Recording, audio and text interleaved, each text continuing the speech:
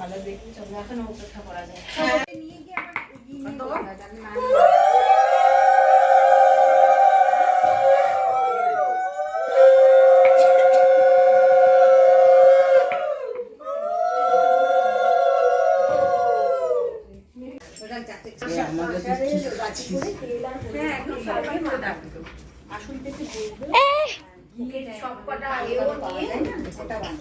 ওইটা ইঁদুর এমনি ঘষে না রে, ওইটা গিলেটা পুরো ওই কালো মতন না, ভেতরে একটা ফলের মতন।